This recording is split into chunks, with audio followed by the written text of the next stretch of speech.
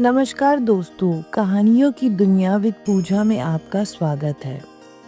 आज के इस वीडियो में हम आपके लिए भोलेनाथ की एक बहुत सुंदर और प्रेरणादायक कहानी लेकर आए हैं। एक दिन भगवान भोलेनाथ कैलाश पर्वत से पृथ्वीलोक की ओर जाने लगे। उसे जाता देख माता पार्वती ने पूछा, प्रभु आप कहाँ जा रहे हो? भोलेनाथ बोले, मैं पृथ्वी लोक पर जा रहा हूँ। माता पार्वती बोली, मैं भी आपके साथ चलूंगी। महादेव ने उन्हें बहुत समझाया, लेकिन माता पार्वती नहीं मानी। आखिरकार महादेव उन्हें अपने साथ लेकर पृथ्वी लोक पहुँच गए। घूमते घूमते माता पार्वती को भूख लगी। उन्होंने कहा, महादेव मुझे बहुत भूख लगी है, मेरा मन खीर और खांड खाने का है। महादेव बोले, चलो पार्वती आगे चलते हैं। थोड़ी दूर जाने पर उन्होंने एक घर का दरवाजा खटखटाया। एक सेठानी बाहर आई और बोली, क्या चाहिए महाराज? महादेव बोले, हमें खीर और खांड का भोजन करना है। यह सुनकर सेठानी बोली, अगर खीर और खांड का भोजन करना था तो अपने घर में क्यों नहीं खाया? इतना कहकर वो अंदर चली गई। महादेव और माता पार्वती वहां से आगे बढ़ गए। कुछ दूर जाने पर उन्हें एक बूढ़ी माई मिली। वह बोली, आइए महाराज बैठिए, बताइए आपको क्या चाहिए? महादेव बोले, माता पार्वती को खीर और खांड का भोजन करना है। बूढ़ी माई बोली, आप बैठिए, मैं अभी लेकर आती हूँ। इतना कहकर वह एक लोटा लेकर चलने लगी। महादेव ने पूछा, बूढ़ी माई कहाँ जा रही हो? वह बोली, दूध और चावल खांड लेने जा रही हूँ। महादेव बोले, बूढ़ी माई आपने घर में जाकर देखो, वहाँ दूध, चावल और खांड के बर्तन भरे हुए हैं। बूढ़ी माई घर के अंदर गई। सचमुच उसके बर्तन दूध, चावल और खांड से भरे हुए थे। उसने खीर बनाई और भगवान भोलेनाथ तथा माता पार्वती को भोग लगाकर भोजन करवाया। भोजन के बाद बूढ़ी माई बोली, महाराज बची हुई खीर का मैं क्या करूं? मेरे घर में तो कोई नहीं है। महादेव बोले, बूढ़ी माई अपनी आंखें बंद कर लो। महादेव के कहने पर उसने अपनी आंखें बंद कर ली। फिर महादेव बोले, अब अपनी आंखें खोलो। जब बूढ़ी माई ने अपनी आंखें खोली तो उसने देखा कि उसका घर बेटा, बहू, पोता और पोतियों से भर गया है। यह देखकर वो बहुत खुश हुई और बोली, महाराज अब इन पूरे परिवार को कहाँ रखूं? मेरे पास तो एक छोटी सी झोपड़ी है। महादेव ने जाते जाते उस झोपड़ी को अपने चरण से स्पर्श किया और झोपड़ी एक बड़े महल में बदल गई। बूढ़ी माई खुशी खुशी खीर की कटोरी भर भर कर लोगों में बांटने लगी। इसी तरह वह सेठानी के घर भी खीर देने पहुंची। सेठानी ने पूछा, तेरे घर खीर कहाँ से आई? बूढ़ी माई बोली, मेरे घर भगवान भोलेनाथ और माता पार्वती आए थे, उन्हीं की कृपा से यह सब हुआ। यह सुनकर सेठानी बोली, मेरा धन तेरे घर पे कैसे चला गया? मेरे पास तो कुछ भी नहीं बचा।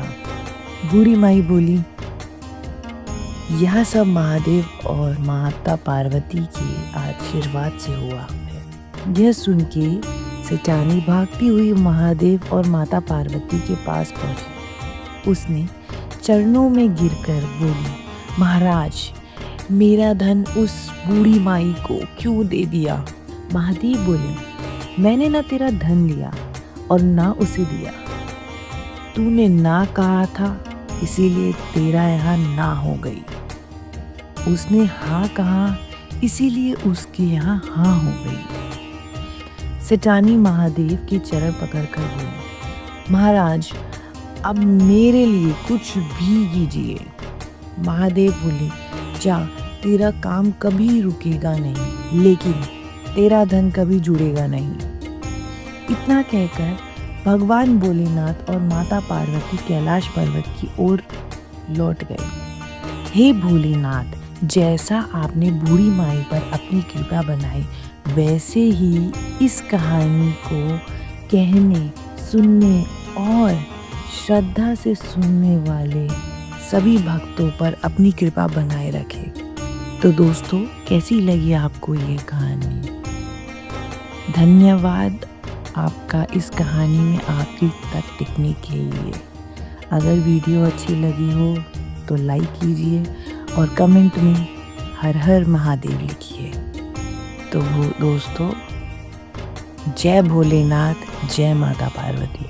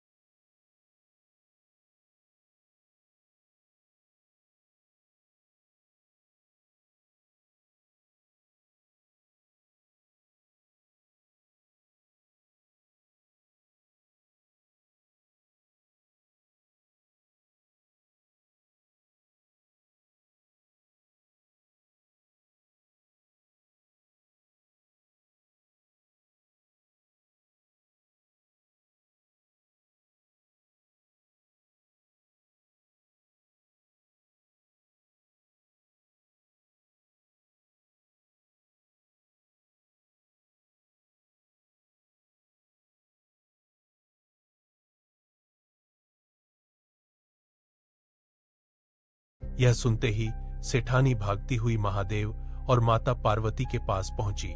उनके चरणों में गिरकर बोली, महाराज, मेरा धन उस बूढ़ी माई को क्यों दे दिया? महादेव बोले, मैंने न तेरा धन लिया और न उसे दिया। तूने ना कहा था, इसलिए तेरे यहाँ ना हो गई।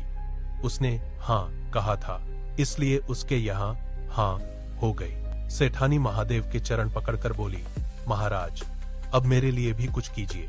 महादेव बोले, जा, तेरा काम कभी रुकेगा नहीं, लेकिन तेरा धन कभी जुड़ेगा नहीं। इतना कहकर भगवान भोलेनाथ और माता पार्वती कैलाश पर्वत की ओर लौट गए। हे भोलेनाथ, जैसे आपने बूढ़ी माई पर अपनी कृपा बरसाई, वैसे ही इस कहानी को कहने, सुनने और श्रद्धा से सुनने वाले सभी भक्तों पर अपनी कृपा बनाए रखना। जय भोलेनाथ, जय माता पार्वती।